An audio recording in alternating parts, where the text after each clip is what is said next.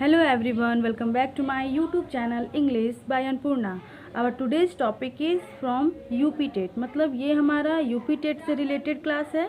आज की क्लास में हम सबसे पहले यूपी टेट के बारे में समझेंगे, यानी कि यूपी टेट हमारा जो टीचर एलिजिबिलिटी टेस्ट है उसमें इंग्लिश में से क्या क्या पूछे जाते हैं, क्या क्या क्वेश्चंस आते हैं, उसके बारे में हम आज पढ़ेंगे। वैसे तो पता है कि इंग्लिश में क्या क्या क्वेश्चन आएंगे, बट आपको सबसे पहले सिलेबस के अकॉर्डिंग चलना पड़ेगा, क्योंकि सिलेबस बहुत ज़्यादा है। यानी कि अगर हम केवल ग्रामर की बात करें तो ग्रामर इतने सारे हैं कि आप कंफ्यूज हो जाएंगे कि कहाँ से कौन सा पार्ट पूछेगा, क्या नहीं पूछेगा, लेवल क्या है उसका। मतलब अगर ये फर्स्ट पेपर है यूपी टेट, जो फर्स्ट पेपर है वो प्राइमरी तक ही पूछा जाएगा, यानी कि फर्स्ट से फिफ्थ तक, क्लास फिफ्थ तक। तो उसके अकॉर्डिंग क्या हम पढ़ें क्या नहीं पढ़ें, इसके बारे में आज हम देखेंगे। तो इंग्लिश में हमारा कंटेंट क्या है, मतलब यूपी टेट में हमारा कंटेंट क्या है, इंग्लिश पोर्शन से क्या पूछे जाएंगे वो हम आज समझेंगे।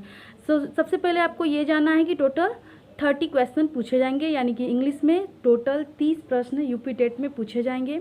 और वो क्वेश्चंस कहाँ से उठाए जाएंगे वो हम देखते हैं। सबसे पहले इसका कंटेंट हम देखते हैं कि क्या है कंटेंट।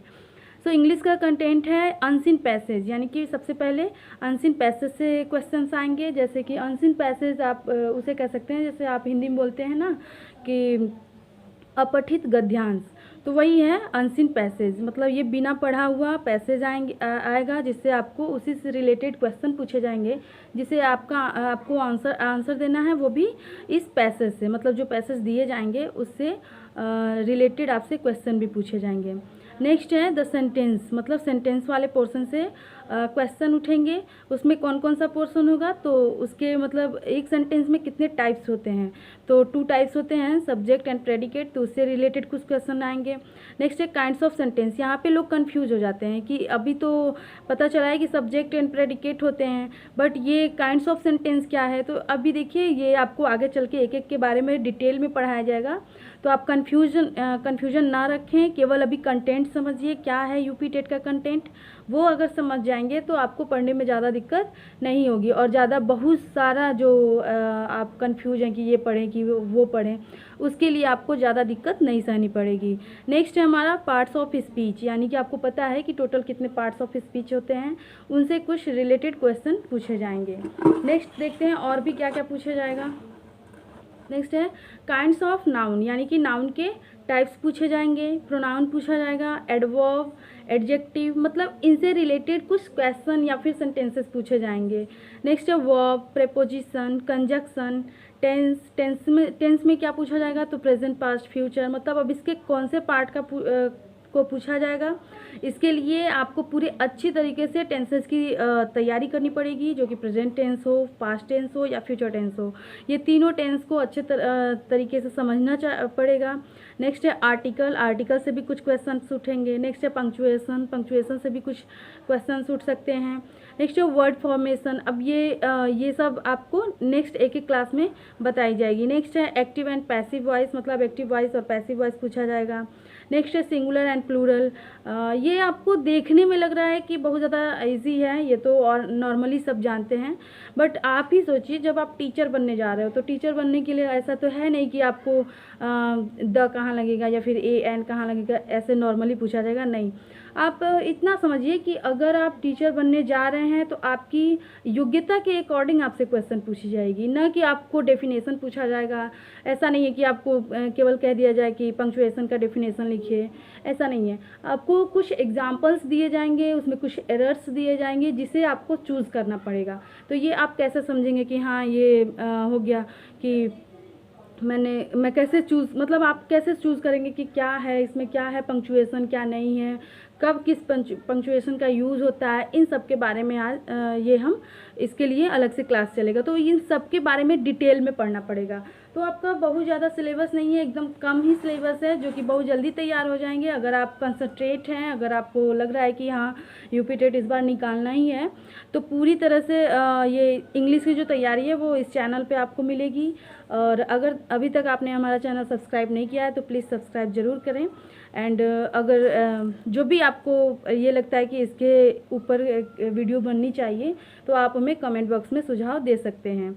तो बस नॉर्मली है, आपका अनसीन पैसेज से रिलेटेड कुछ क्वेश्चन पूछे जाएंगे। सेंटेंस में देखिए कुछ ये होता है कि एक सेंटेंस में कितने पार्ट होते हैं, कभी कभी ये पूछ देगा कि टोटल सेंटेंस कितने होते हैं, जो कि ये कन्फ्यूजन बना होता है। कुछ लोग बोलते हैं कि 3 टाइप्स के सेंटेंस होते हैं, कुछ बोलते हैं कि नहीं 4 टाइप्स के होते हैं, कुछ होते हैं 5 टाइप्स के। तो ये जितनी भी कन्फ्यूजन है वो सारी दूर की जाएंगी।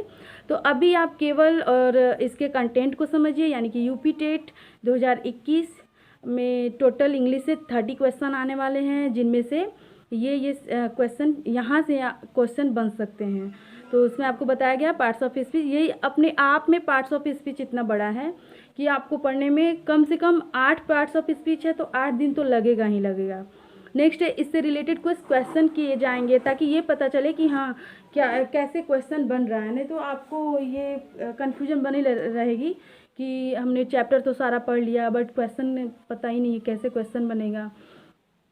तो आपको ये नहीं करना है कि सबका डेफिनेशन लर्न कर लिया, सबके टाइप्स लर्न कर लिए, हो गया, ऐसा नहीं है। इन सब के ऐसे ऐसे एरर्स पूछे जाएंगे जो आपके दिमाग में वो भूल चुके होंगे, जो कि ये ग्रामर है। तो आपको समझ में आ रहा होगा कि ग्रामर थोड़ा सा बहुत हार्ड नहीं है, बट वो क्या होता है ना, उसमें रूल बहुत सारे हैं, जो रूल हमें तुरंत प्रेजेंट ऑफ माइंड नहीं याद हो पाते हैं। तो इसके लिए हम क्या करेंगे, इसके लिए हमें प्रैक्टिस करना पड़ेगा।